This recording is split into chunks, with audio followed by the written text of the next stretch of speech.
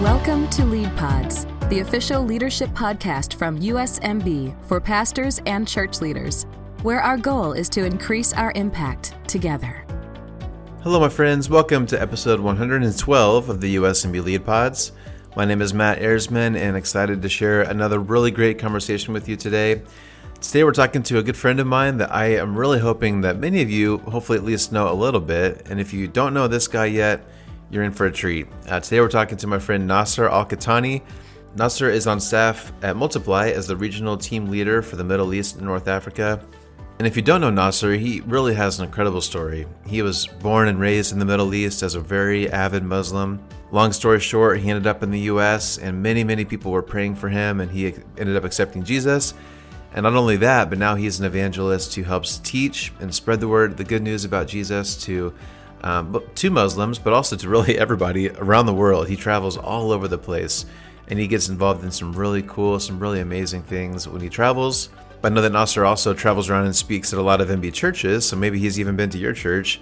Nasser is a great teacher. He pulls things out of the scripture that I have never noticed before, and he has a way of really making historical context and some really interesting background things just really come to life. So Nasser is a gift to the MB family. And we cover a lot of ground today. He gives us some really helpful background about how we can interact with Muslims in our culture, has some fun stories to share about his work around the world, and he has some good tips for sharing our faith with Muslims, which honestly, it's just good tips for sharing our faith with anyone. I just think very highly of Nasser, and anytime I get the chance to either interact with him or sit under his teaching, I just always leave so encouraged, and I think you will as well. So let's take a quick break, and then we'll get to my conversation with Nasser Al-Qahtani. At Multiply, one of our 3 key mission strategies today is to continue to send missionaries.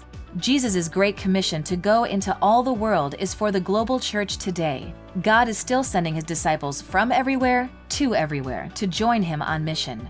As the mission arm of the USMB, Multiply wants to help train, send, and support U.S. missionaries as they partner with brothers and sisters where God has called them to reach lost people together. Sending missionaries continues to be the primary strategies that Multiply is embracing so that the world may know Jesus. To learn more, visit us at multiply.net. All right, my friends. Well, I look forward to every episode of Lead Pods, but this one I've been looking forward to maybe just a little bit more because I have someone very cool that I'm excited to spend some time with, and I'm excited for you to get to listen to. Today we're speaking to my friend Nasser Al-Qahtani. Many of you will know Nasser. He's been a friend of the MB's kind of more in recent years, but he's kind of made his rounds speaking at many churches, many conferences. Just an all-around great guy. I'm excited for you to get to know a little bit more. So Nasser has many roles, many jobs, but you probably know him the most as being the Multiply regional team leader for the Middle East and North Africa. Nasser, it is such a privilege to have you, my friend. Thanks for being here. Thank you, Matt. It has been a long time coming. Yes. 9 years in the making. Yes. A little background. So Nasser and I got to know each other, about 9 years ago. We went on a trip together to France to visit some friends. And I was a quick friendship with Nasser. We have a lot in common. In some ways, a lot not in common in other ways. Sure. Nasser is just such a good friend and such a valuable part of our MB family. So Nasser, again, this is kind of tricky because some people know you very well, and some people, this will be the first time hearing you. So if you give kind of a very quick overview, you have an amazing story. What's your kind of elevator pitch that you tell people when you first meet them? Where are you from and how'd you get here? Yeah. So I'm originally from the Kingdom of Saudi Arabia, grew up as a devout Muslim, came to the States as a teenager, was kind of a little mini Muslim evangelist for, missionary, whatever you want to call it, for a few years, met and married my wife, Daisy, who was and is a follower of Jesus. And through a lot of prayer and intercession and pretty miraculous vision that I received from God, I gave my life to Christ and have been walking with Jesus ever since. It's been now close to 30 years. And and for most of that time, especially after 9/11, very involved with helping equip the church to reach Muslims here in the States, whether they're coworkers, immigrants, international students, what have you. And then really that trip that you and I were on in 2015 to France is kind of where I feel like God really shifted me, not so much like totally away from North America, but sort of added onto that these assignments in the nations, primarily in the Muslim world. And just it's kind of steadily year by year since 2015, God has just continued to open more doors and give me more connections and partnerships in what he's doing in the underground churches, all over the Middle East and North Africa.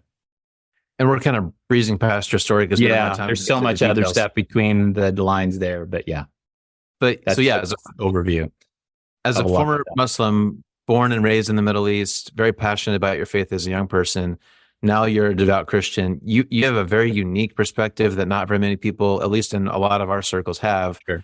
Where you understand Middle East culture, you understand Muslim culture, you understand American culture, you understand Christianity, the Christian culture. So you're able to kind of be a bridge between those two worlds and tell people about Jesus in ways that make sense to those audiences. And again, you've got a miraculous story. Maybe we can share it in other ways sometime. But so maybe just for a little bit more background. So you went on this trip through First and Be at the Bridgepoint Church. Yeah.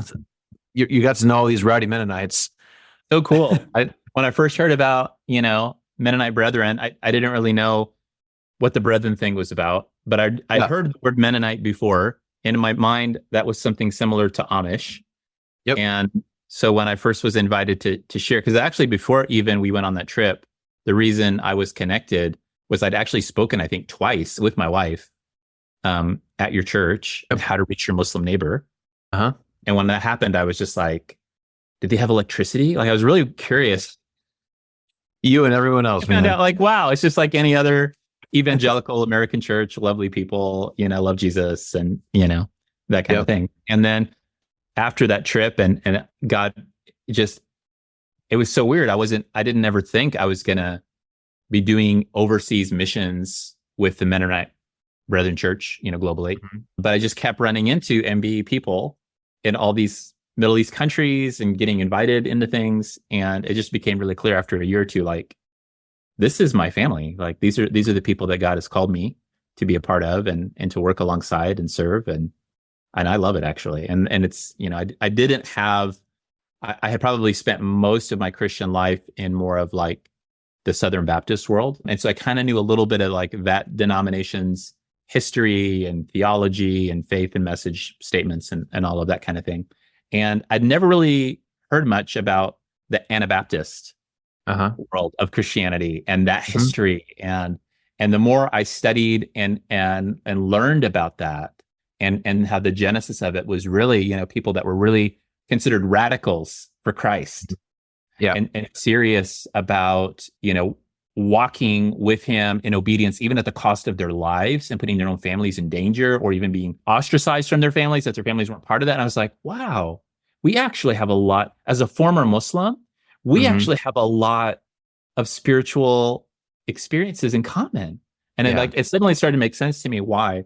And I think that's why also just, maybe I'm jumping ahead, but to why this has been helpful overseas, because obviously there's a lot of great Christian work going on in that part of the world, a lot of different streams of Christianity, different denominations and so forth. But something that the Anabaptists carry that is unique is this really strong value around family, that we're all kind of related, which is fun to play the Mennonite game, right? Yeah. But which, we care about in the Middle East. We're very serious about our lineages and who we're descended from. And we can all recite, our genealogies back 15 generations and all of that, which I've learned most Mennonites can do. There's only Americans I know that can do that are the Mennonite, right? Yep. But then the other thing is this like devotion to Jesus, even and even at the cost of persecution, even inviting persecution on themselves in order to be public about their convictions. Yeah. And that is something that, unfortunately, and maybe that's the wrong word, but that's how I feel. A lot of, Western, evangelical denominations don't really have that in their DNA. Just like that we have experienced persecution and like we've kind of embraced it in a sense. Like that's just it's part of the call. It's part of the role. It's part of the walk. And I think that sometimes then becomes a barrier when people to go to do missions in parts of the world that do experience still to this day, very intense persecution and martyrdom is going on regularly. And when people come and they really have no personal background and no real historical background in whatever their church family of origin is. Like, it makes it like difficult to connect with the new believers that are coming to Christ. Whereas, I mean, I can come and talk about, well, what churches are you connected to, Nasser, in North America? And when I tell the story of like the Anabaptists, the genesis of the Anabaptist movement, and they're like, oh, these are people that get it. Yeah. Like, we want to belong to this group because they already feel like us. Yeah. It makes sense. Like, we're not odd. Like, we actually fit in. And so, I just think it's actually a beautiful thing that, I never sought out the MB Church to be our church family, but God in his wisdom knew, like, this is actually where we would feel the most at home. And he brought us home. That's awesome, man. Yeah. I never really thought about that connection, those parallels, but that makes total sense.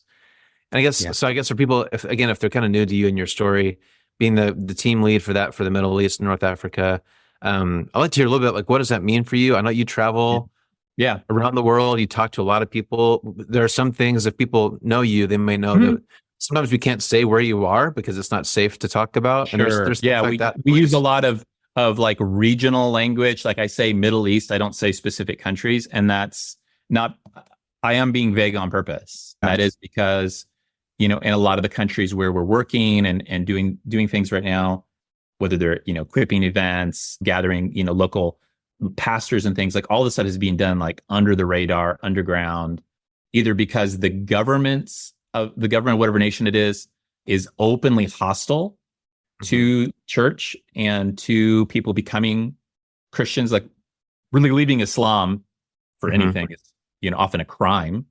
In a lot of places, but specifically becoming a Christian in some of these countries is like the worst thing you can do. And is punishable by it's a death penalty in a lot of places. And even where that's not the case, there's always some level of government persecution, but then there will also always be pretty intense persecution from families. And so a lot of the martyrdoms that happen, there's less, government, arresting and executing people happens. In fact, we just, by the grace of God, that almost happened and I can say this because it was in the news, if you want to go look it up, in Mauritania last December, we had about 24 of our brothers and sisters from Mauritania who were sharing the gospel, sharing the Bible, leading people to Christ, planting little churches. And they were all arrested by the government, put on trial, found guilty of blasphemy and apostasy and all these other charges, and were given the death penalty, men and women, many of them younger people, probably your age, in their 20s or early 30s with children. And praise God, there was a lot of prayer that went out from they were released. You can, like, there's newspaper articles, like, people can understand, why were they released? They were convicted. There was proof, they're from their own mouths, they're saying that they're Christian, like, they have to be put to death. But a judge in the Capitol signed a document that said that they would be released, that the charges would be dropped. And they were, strongly scolded, never to preach the name Jesus again. Sounds very familiar if you read the book of Acts. And they went rejoicing and they're continuing to serve now. I won't say their names and I won't say where they are right now. But that's something that happens. But more often is the case of people being thrown out of their homes by their mothers and fathers. Actually, usually how it is if it's a male, they'll be thrown out of the home. They're suddenly made homeless. If they're female, they'll never leave the home again. They'll lock them in their bedroom and try to starve them out, to get them to repent and renounce Christ. That is very common. And we deal with stories like that every week. Wow. And it's difficult, right? Because in a lot of the times, there's not much we can do. Like, the people that end up homeless, well, we can connect them, try to find some local Christian family that can help take them in, but they're often struggling too. And so it's still hard. But for the sisters that we suddenly don't hear anything more from them when we know what's happened. It's happened so many times before. And then all we can do is pray. Just ask that God would just soften the hearts of the family and, be present with our sisters, in those rooms locked away, and may his will be done. I'm sure that has to be one of the most challenging parts of your job, because I've heard you speak several times. You see some of the coolest, most miraculous, the best news you can fathom. Miracles. And I've seen miracles. You've seen. I've heard some of those stories. They're amazing. And you hear absolutely heartbreaking stories. Like it's kind of, there's not a whole lot of middle ground for you, Nasser. Oh yeah, it's either it's high highs and lows, isn't it? Yeah, miracles and trauma. Yeah. Well, that's what I was going to ask you. I think for most people in America, all we hear about the Middle East and Muslims is it's probably a caricature of a truth. I think some things are probably true and some things probably aren't. So for those of us, if we don't have a whole lot of daily interaction with someone, at least we don't think that we do, we might talk about that too, because there might be more Muslims in our world than we think that there are. For sure. But if we don't have a super good handle of what life is really like for people in the Middle East, or for Muslims in America, can you just what is that really like? What are some misconceptions, things like that you'd like to share with us? Oh wow, that's a whole hour conversation by itself. I know. Yeah.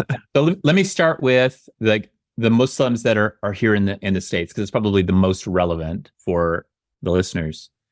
A lot of them, like I would say, most people think that, oh yeah, like I would know who the Muslims are in my community because they talk with an accent. They may look radically different than me, dress differently, et cetera, et cetera. Yeah, that's sometimes the case. It is, more often the case, like with Muslim women, you'll spot them because they're wearing the hijab, the head covering that most women in Islam wear. But it's not actually all Muslim women wear the hijab, especially in the US. There are increasingly more and more liberal strains of Islam that are, I would say, like less legalistic about that kind of thing. Okay. And you would say, oh, you just need to wear that when you do your prayers or, that type of stuff. And so just because you see a woman who's not wearing a hijab doesn't mean anything, actually. She could be Muslim. Yeah. She might not be, right? If you see one with a hijab, probably is. Yeah. But it's just that vice versa isn't always true. And yeah, sometimes the Muslims that are here, if they're first generation immigrants, yeah, they might dress a little differently, talk a little differently. You might notice just they come from a different culture. So just, they may not behave as, one would expect in this part of the world. But there's also people that have either been here for a long time, like myself, or people that are second and third generation of Muslim immigrants who have, learned to adapt and adopt, at least the forms, if not the essence of their host culture. I would say, like you introduced me as like having a really understanding American culture. I would say, I know enough to like fit in, but there's still a lot of things that confuse me. And I've been in the US since 1990, and there's still things that confuse me about American culture or surprise me that I learn. And so I'm definitely not an expert. But there are people that have been here their whole life. Like they've actually never lived in the Middle East or any Muslim country, but they were born here as a Muslim, and they're as American as you are. Yeah.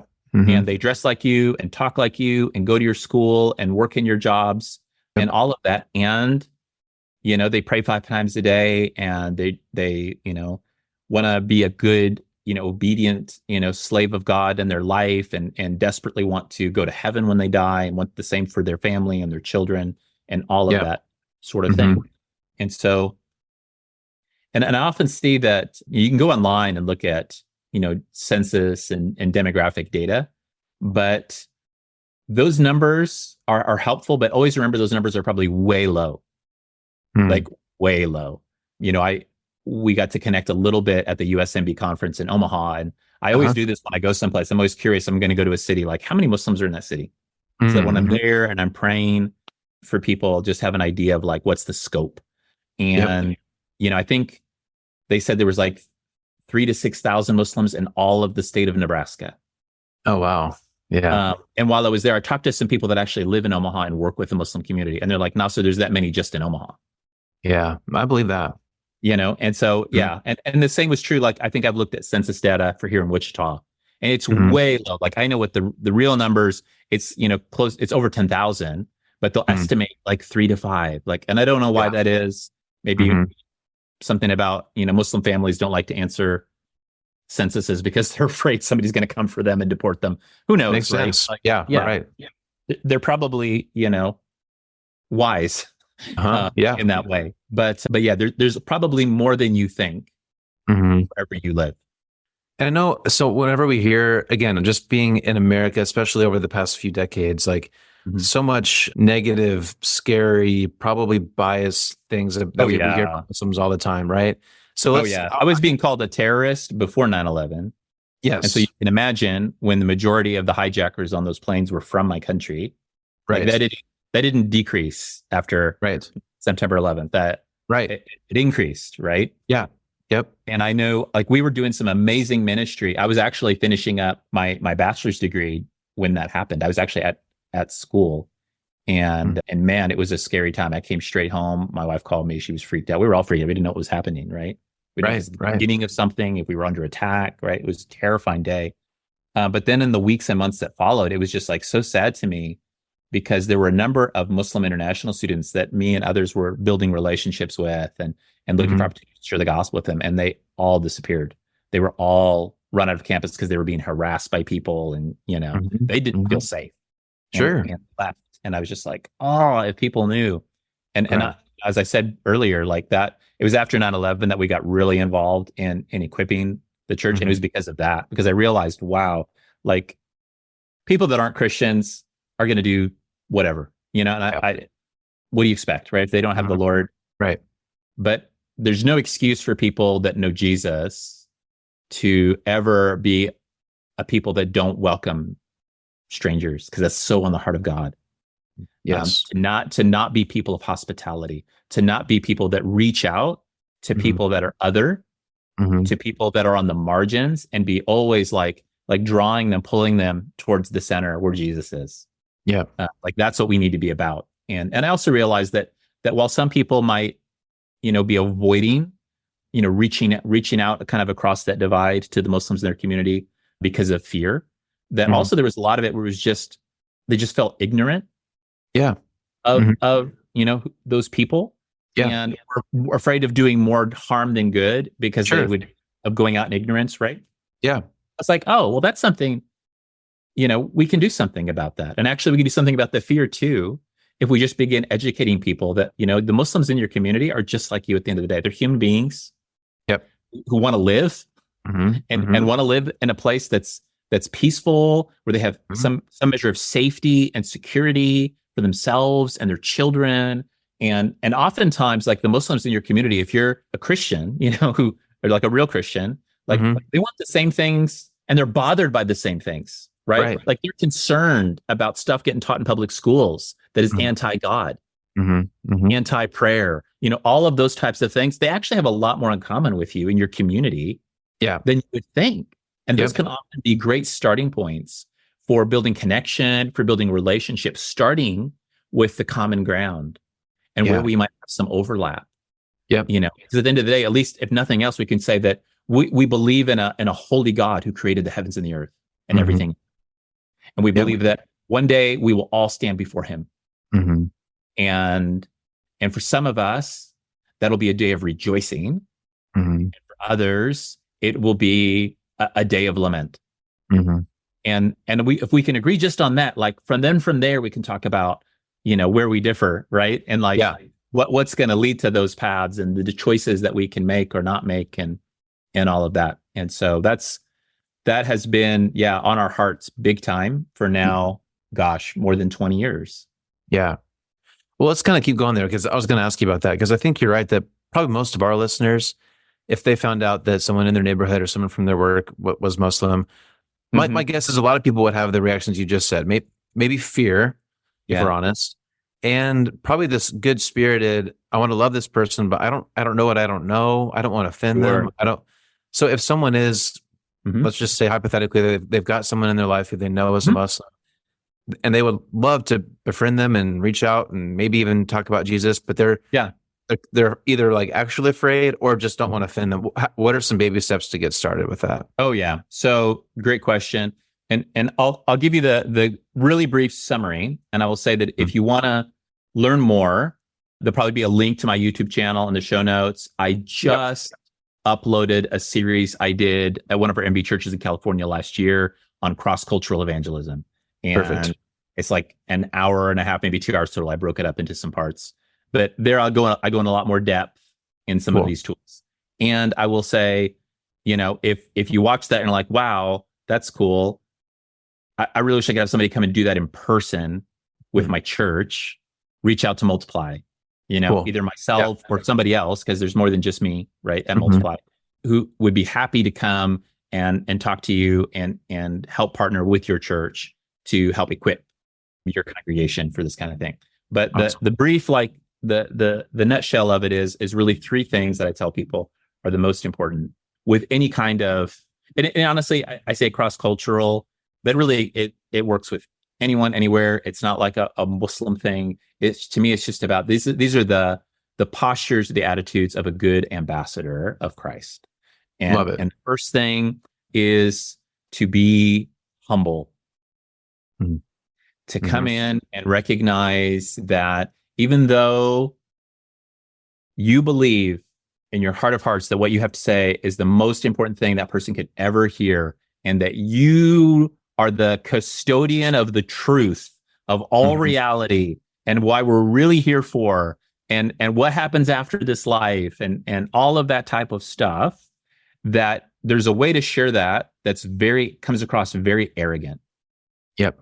And very dismissive of the other person who might hold similar but opposite convictions about some of those things.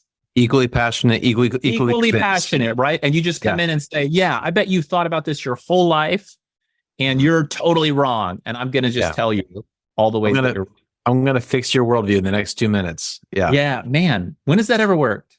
The batting average is not high. Something miraculous, right? Like if there's a sign or a wonder, right? And that's usually like we see that in the Gospels. That's often what it took for people to go from way over here to way over here. Like they had to see a sign from God. And maybe God is going to do something like that with you. And that would be awesome, and tell us all about it. But unless a miracle happens, you just showing up and telling somebody their deeply held spiritual beliefs are dead wrong and that you're right. And you're a total stranger just walked up to them and told them that. Probably not. So instead, try to come in humble, recognize that you are a custodian of the truth of what this reality is and what it's about and who we are and all of that. And, this is God's truth. You're not, like, you're the messenger. Like I always tell people, like, I feel like I'm just like the UPS guy, I'm just delivering the parcels. They're not my parcels. Right. I didn't pack them. Just drop them off carefully, man. When you drop them off, just drop them off carefully. Exactly right. My job is just to carry them to who they go to and to get them there intact, undamaged, like you said, and bring the right parcel to the right person. Yeah, that's good, man. Because what every person needs to hear might be a little different. It's the same overall truth, but the piece that they're missing might be different that they need to hear. And how am I even going to know that, right? How am I going to know what the address is of this parcel, right? And who this person is I'm talking to? You need to be curious. That's the second thing. You need to be able to be a person who's comfortable asking questions. Yeah. Yep. And some of us are naturally wired that way. My wife is that way. She's awesome about like meeting a stranger, just asking really good questions that just bring out the depth of who that person is. I have to like work at that. And that's okay. That's okay if you have to work at that. But I'd say it's worth working on your ability to demonstrate curiosity. Because what that does is, one, it's a way to show people that you care. Yeah. But what they already think. Like if I walk up to somebody, start telling them, to believe in Jesus, and I've never even asked them what they already believe. And how many of us have had that experience, right? Like it's a little bit awkward when somebody walks up to me on the street and tries to start sharing the gospel. I'm like, you didn't even ask me what I believed. Yeah, I'm already on the team, man. Jesus, like, dude, you're waiting. Like, let's pray together. Let's pray for the lost. Like, we could be doing something better with this time than you just hardcore, preaching and telling me I'm going to hell and like all this stuff. Like, you don't even know my name yet. Right. Yep. And so, like, let's just start like asking questions and getting to know who this person is. Do they believe in a God? What kind of a God do they believe in? What are his character, his attributes, all of those things? Do they believe in an afterlife? How do they think they can get there? Can they get there? All of those types of things. And they'll basically paint for you like the picture of where they're at in their spiritual journey. And then it'll be really clear, like, okay, so then what's the piece that they've missed? If they are, like, if they don't already have a relationship with Christ, why is that? Like, what part of the gospel have they either not heard or not believed that has kept them from Christ thus far? And then you can be praying, internally, like, okay, God, like help me deliver the part that they're missing that, completes the picture. Yeah. Right. And then the third thing, which, wraps it all together, is to be sincere. Never go out and try to share the gospel with somebody, especially a Muslim, out of, I'm just going to do it because of obligation, because I'm feeling guilty, it's my Christian duty, what have you. Like we need to be going and sharing the love of God because we've experienced the love of God, and we've experienced the love that he has for others. That when I look at people around me, I look at them through that lens of these also, I'm so thankful that 2,000 years ago, God took on human flesh and died for my sins on a cross, right? Like, wow, what a demonstration of his love and faithfulness and commitment to me. And then to put on the lens of saying, wow, and God loves that person the same way, and that person, and Jesus died for that person, right? Oh, how he loves that person. And I need to let that love that God has enter my heart. So then when I go and maybe enter into, what could be a tricky conversation, that the thing that comes off more than anything else is my sincerity, and that I really am speaking out of love. Yeah. Because if I'm going to tell somebody, even after I've been curious and humble and really listen to their journey and where they're at the end of the day, I'm going to come in at some point and say, yeah, I feel like I understand where you're coming from. And respectfully, I disagree about some of the things you've said that are deeply held beliefs. And I need to be able to be when I communicate that I'm not coming, that more than anything else, they know, even if we walk away like still disagreeing, at least they remember and know that this stranger showed me love. They honored me. Yeah. That's kind of weird.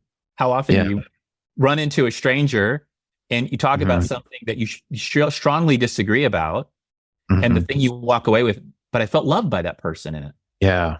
Yeah. And I have to imagine that that's what it was like for people who encountered Jesus. That, like it or not, even the Pharisees that grumbled against him, I'm sure, like in private with their wives, they were like, and dang it, I felt loved by him. Right. I'm so mad at him.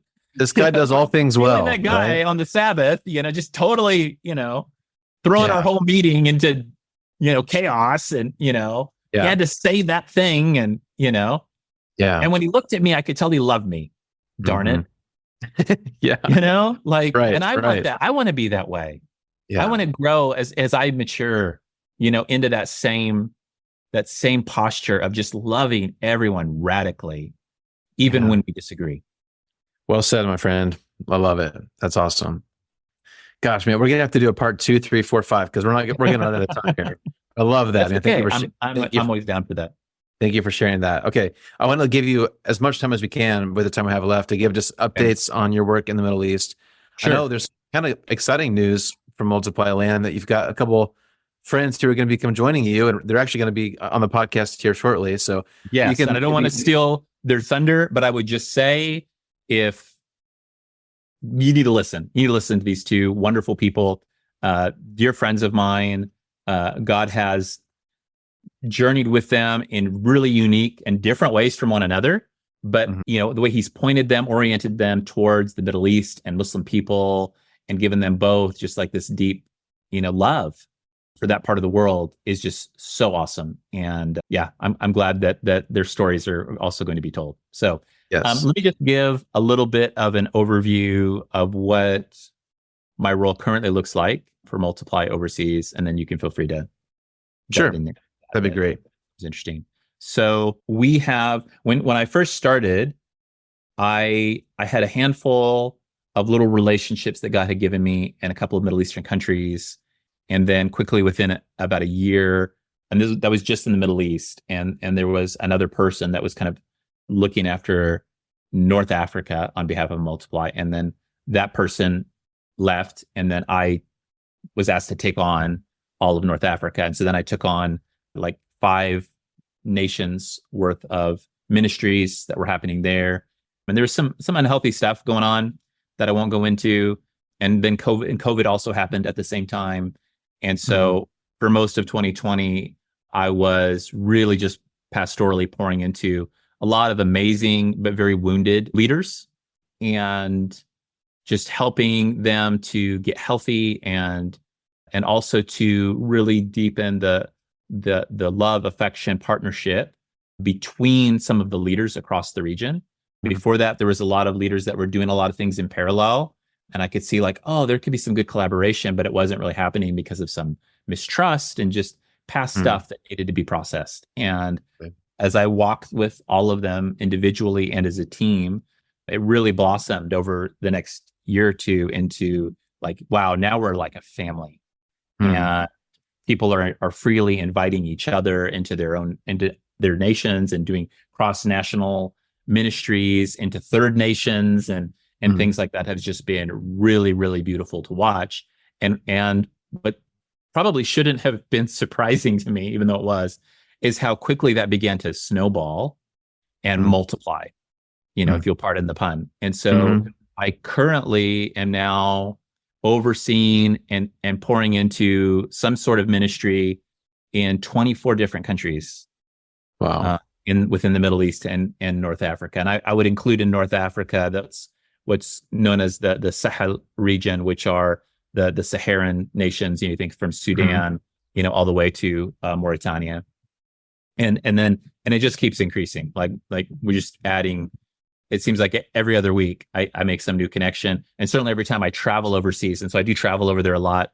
And it's usually either to assist with some kind of either gathering of local leaders to pour into them and encourage them, or sometimes it's also to come in and just spend time with a specific person that God just wants me to love them and encourage them, or get a better sense of their context and some of the things they're coming up against and struggling and worrying.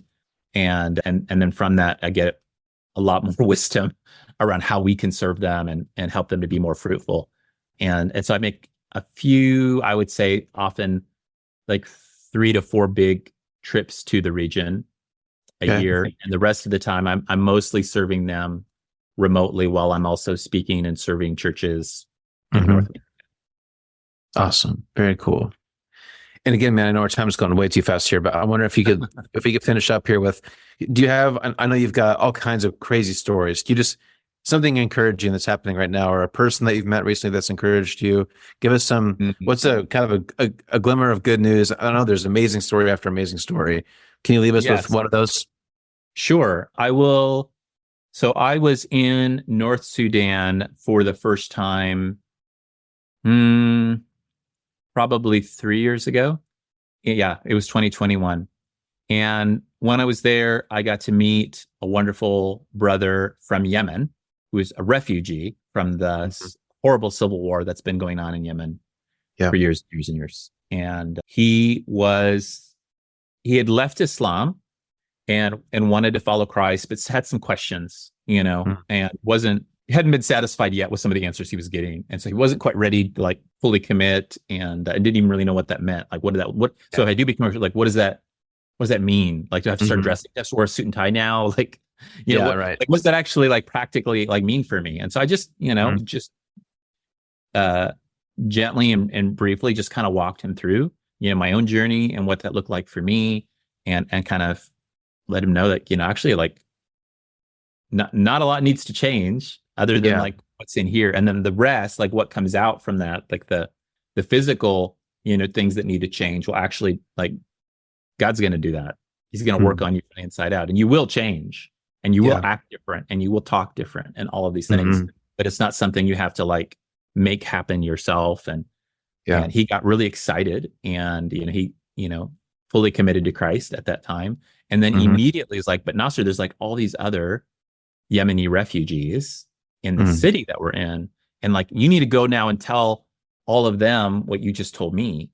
I think more people would follow Jesus if they understood how simple it was.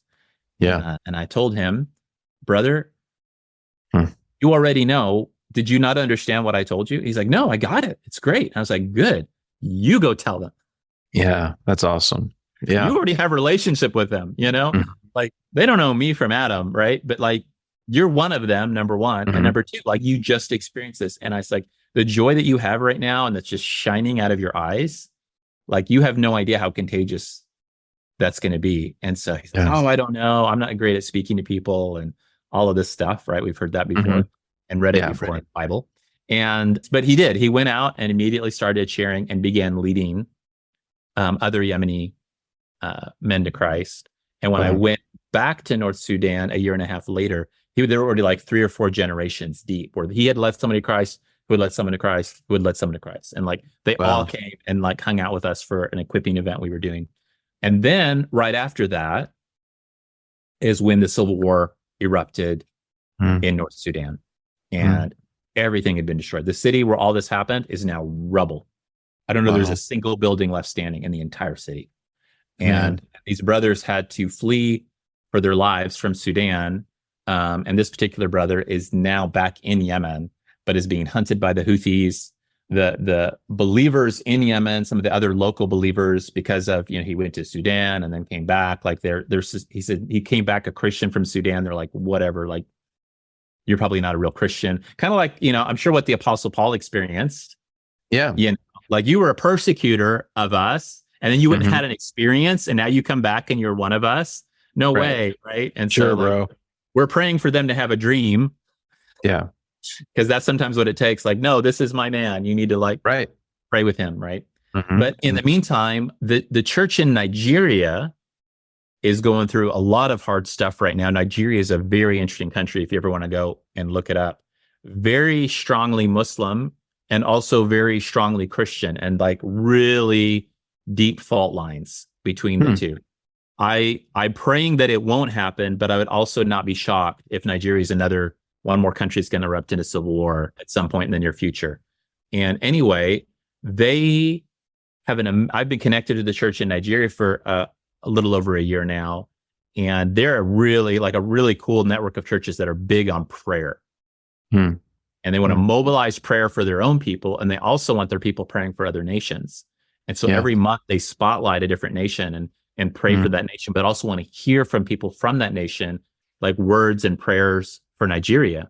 And so I was able to connect this and some of the other Yemeni brothers. And so they're actually this Sunday are going to be on a big Zoom call with a few hundred Nigerians, and they're going to share their story of what their journey has been, fleeing as refugees to Sudan, coming back to Yemen, not finding a home there, and all of that, and receiving prayer from the church in Nigeria, which is also struggling and suffering.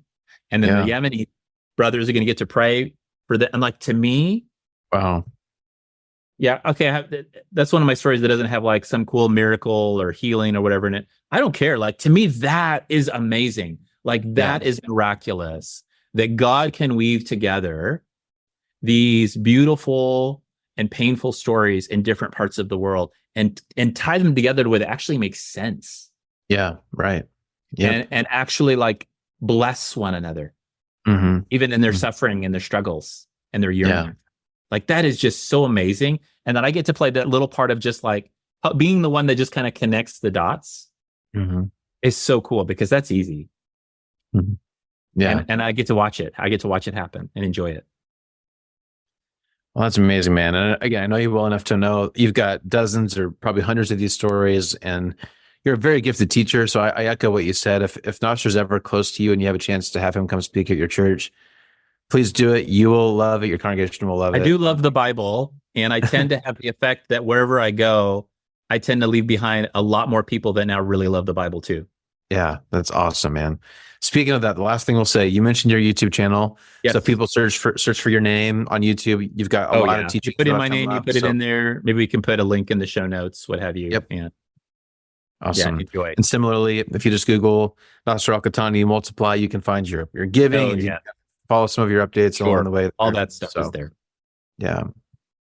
Well, Nasser, I mean it, man. We need to have a part 2, part 3, part 4, because our time went way too fast. We have so many things we could have talked about, but I need to honor everybody's time. So thank you. Nasser, you're doing great work, my friend. Thank you for all that you're doing. Thank you. So awesome to hear stories of how God's using you around the world. And it's just awesome to have some time together today. So thank you, my friend.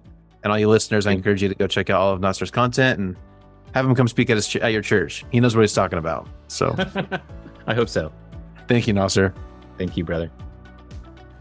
The National Pastors Orientation is coming to beautiful San Diego March 24th through the 26th of 2025. This event, sponsored by the USMB Board of Faith and Life, is for lead or staff pastors new to the pastorate or new to the USMB family. Spouses are also strongly encouraged to attend. The NPO offers an excellent opportunity for new pastors to learn about MB family history, theology, and resources. This time spent with leaders and other pastors in our national and district families will provide encouragement and networking opportunities, as well as an opportunity to be renewed, refreshed, and have a little fun. For more information, visit www.usmb.org/NPO2025.